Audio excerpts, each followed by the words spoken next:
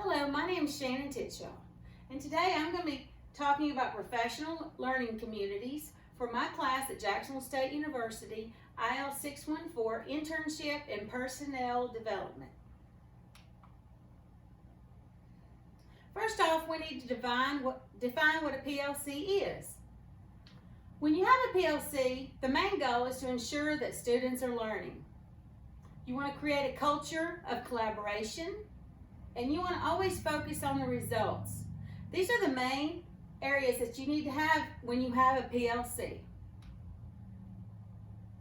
How are PLCs organized within a school? Okay, certain teacher groups, whether it's reading or math teachers or science teachers or social study teachers, whatever area they're focusing on, that would be one group, the teacher group. The next group would be grade level. Say you have a group of second grade teachers that have a PLC goal, and then they could just want to work towards one common goal that would relate to DIBELS or performance series, and that might be their goal that they're working on, that they want to have a PLC for. Then you wonder, how are PLCs implemented? When you have a PLC and you want to implement it, you want to have regular meetings, you want to have an agenda so everyone stays on task and on the subject. You want to work towards the common goal, which is either reading or math or social study, increasing scores in a certain area. You want it to be run by the teachers. The principal should have to run the PLCs. And you want to always look at the student needs first and foremost.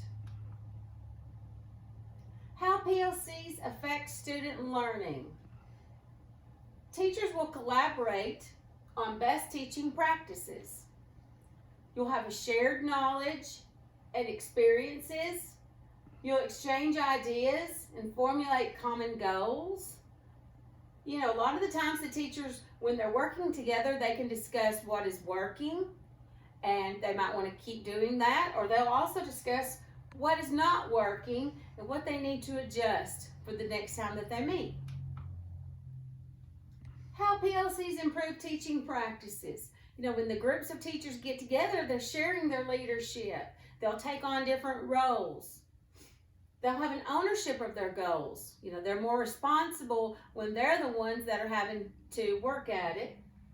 That leads to the responsibility, and they're accountable because they have, with these ownership of goals, they're having accountability because they're trying to reach those goals. And there's an amount of trust because when they're working together, they're trusting each other more. Challenges with PLCs. A lot of teachers have other things to do, and so they say it's too time consuming.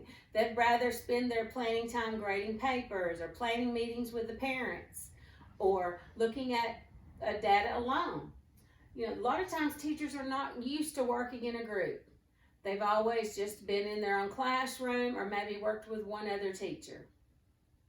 And sometimes teachers have trouble sharing ideas. They're opening yourself up to criticism when you share ideas with others. But I think that would work out good in the long run. Because then you have a lot of opportunities with PLCs. Teachers get to get ideas from each other. They get to discuss things that they normally wouldn't have a sounding board on. They get to discuss classroom issues. A lot of things happen during daytime with a teacher, and this is a good opportunity to get to talk about some things like that. And they can discuss parent and student issues that they're having, and maybe a veteran teacher can share what they've been going through with them to help them. And they get to build relationships with the coworkers.